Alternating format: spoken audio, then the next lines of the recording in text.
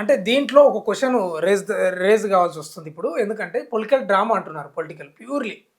ఎందుకు హరీష్ రావుని బయటకు పంపిస్తే అయిపోయి కదా! ఆయన్నే ఓ పార్టీ పెట్టుకుంటాడేమో కదా! ఎందుకు ఆయనని ఆ పార్టీలో పెట్టి, కవితను మాత్రం ఎందుకు బయటకు పంపించిండు కేసీఆర్? అంటే హరీష్ రావును బలిపశువును చేయాలనేదా ఉద్దేశ్యం ఏంటసలు? ఇప్పుడు హరీష్ రావు గారు కేసీఆర్ ఉన్న రోజులు కేసీఆర్ గారిని వదిలేసి హరీష్ రావు గారు వెళ్ళరు. హ్మ్. 100% కేసీఆర్ గారితోటి హరీష్ రావు గారు ఉంటారు. హరీష్ రావు గారు ఆ మధ్య కాలంలో బీజేపీకి పోతారు, పావులు కలుపుతున్నారు, ఏవేవో చాలా చాలా స్టోరీస్ నడిచాయి. హ్మ్. బట్ ఎప్పుడు కూడా హరీష్ రావు ఆ పని చేయరు. కేసీఆర్ గారు ఉన్నంత వరకు కేసీఆర్ గారితోనే ఉంటారు.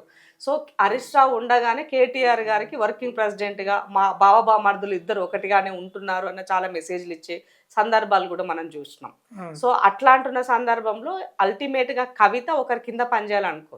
సో హ్మ్. It's strong. సో హ్మ్. కాబట్టి ఆటోమేటిక్గా ఒక ఉమెన్గా ఆమె నేనంటే ఏంటో ఇప్పుడు నాకు టాలెంట్ లేదా, తెలివి లేదా, నేను పని చేయలేదా, సమయం ఇస్తలేనా, నాకేం తక్కువ ఉందని అనుకుంటుంది ఆమె.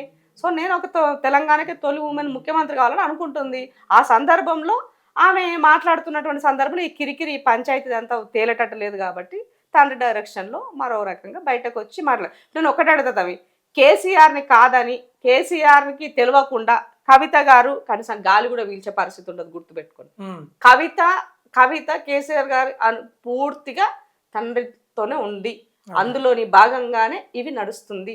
కవిత గారికి నిజంగా కేసీఆర్ అనుకుంటే 2 నిమిషాల పని. హ్మ్. కవిత చేసినటువంటి వాటికి, జరిగే వాటికి, మాట్లాడే వాటికి పిలిచి తండ్రి మాట్లాడొచ్చు, హ్మ్. చెప్పొచ్చు. హ్మ్. అది పార్టీకి నష్టం జరుగుతుంది, నేను బతుకున్నాగా నీ పంచాయతీ అంతా ఎందుకు, కూర్చొని రాను అని చెప్పి చెప్పుండొచ్చు. సో అన్న 4 రోజులు చేస్తాడు, తర్వాత నువ్వు చేయి, నువ్వు ఈ రకంగా నువ్వు ఉమెన్ రిప్రజెంటేటివ్గా ఉన్నావు, కేంద్రంలో రిప్రజెంట్ చేయి, నువ్వు చెప్పుండొచ్చు. అవన్నీ జరుగుతాయి. బట్ కానీ ఎక్కడా కూడా అది లేదు. సో ఈమెకి పవర్ కావాలి, మనీ కావాలి, ఎవ్రీథింగ్ కావాలి. సో ఒక ఉమెన్గా కావాలి ఎదగడంలో నేను తప్పు పట్టను. ఓకే. కానీ సందర్భాన్ని బట్టి మనం మాట్లాడాల్సినటువంటి పరిస్థితి ఏర్పడుతుంది. హ్మ్. సో దేశ రాజకీయాల్లో కనుక మనం గమనించినా, రాష్ట్ర రాజకీయాలు గమనించినా, వారసత్వ రాజకీయాలు గమనించినా కూడా మహిళలకి రాజకీయంగా అణగదొక్కేటువంటి పనులు చాలా సందర్భాల్లో మనకు కనబడ్డాయి. హ్మ్. ఉమెన్కి లీడర్షిప్ క్వాలిటీ ఉన్నప్పటికీ కూడా దాన్ని యాక్సెప్ట్ చేసే పరిస్థితుల్లో పురుషాధిక ప్రపంచంలో ఇంకా ఆ మెచ్యూరిటీ లెవెల్స్ రాలేవని చెప్పాల్సిన అవసరం ఉంది. హ్మ్. సో ఇక్కడ మహిళలకి సమాన ఆస్తి హక్కు ఇస్తామంటారు కానీ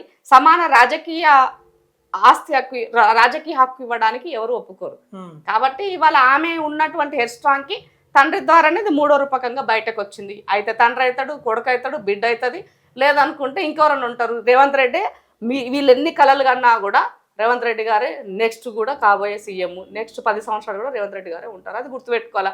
అదేం తెలియకుండా ఊరికే ఎందుకు ఇవన్నీ చెప్తున్నానంటే, మీరు చేసిన గాయాలు మానలే తెలంగాణ సమాజంలో. హ్మ్. ఆ గాయాలు ఇంకా కూడా నిత్యము పచ్చి పుండుగానే ఉన్నాయి, కనబడుతున్నాయి.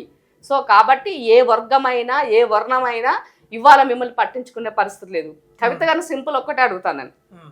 నిజంగా తెలంగాణ బిడ్డల మీద ప్రేమ ఉండి సామాజిక తెలంగాణ కోసం మీరు కావాలని అడిగినప్పుడు మీరుకి ఎమ్మెల్సీ ఇచ్చే ముందు మీ ఎమ్మెల్సీ ఎవరు ఎమ్మెల్సీ? ఒక బీసీ మహిళ ఎమ్మెల్సీ మీరు తీసుకున్నారు. హ్మ్. నిజామాబాద్ సంబంధించినటువంటి బీసీ మహిళ మీ పార్టీలో చేరినప్పుడు కాంగ్రెస్ పార్టీ మండలిని టీఆర్ఎస్ మండలిలో విలీనం చేస్తున్నామని లెటర్ ఇస్తే ఆమెను మీ పార్టీలో చేర్చుకున్నారు. ఆమెకు రెన్యువల్ చేస్తామని చెప్పినారు. రెన్యువల్ చేయడం కోసం అన్ని రెడీ చేసుకోమని కేసీఆర్ గారు చెప్పినారు. చివరికి ఆమెకు ఎమ్మెల్సీ ఇవ్వకుండా కవిత గారికి ఎమ్మెల్సీ ఇచ్చారు ఆ రోజు. అంటే మరి ఒక బీసీ మహిళ ఎమ్మెల్సీ మీరు తీసుకున్నారు కదా, మరి ఆ రోజు ఎందుకు వ్యతిరేకించలే? వద్దు నాయన, బీసీ బిడ్డది సామాజిక తెలంగాణలో ఇది ఇంపార్టెంట్, సామాజిక న్యాయం జరగాలని ముందుకు చెప్పాలి ఆ రోజు మీరు మీ నాయనకి. లాజికలే కదా ఇది. అంటే నీకు పవర్ కోసం అన్ని ఉండాలి, ఎదుటి పవర్ కోసం ఏది అవసరం లేదు. కాబట్టి పక్క రాజకీయ అవకాశవాదం కోసం రాజకీయాలు నడుస్తున్నాయి ఈ రాష్ట్రంలో. కల్వకుంట్ల కుటుంబాల్లో నలుగురిలో ఎవరు బయటకు వచ్చి మాట్లాడినా ఎవరు నమ్మే పరిస్థితి లేదు, ప్రసక్తి అలా అయినా అసలు ఉండదు అన్నది గుర్తుపెట్టుకోవాలి.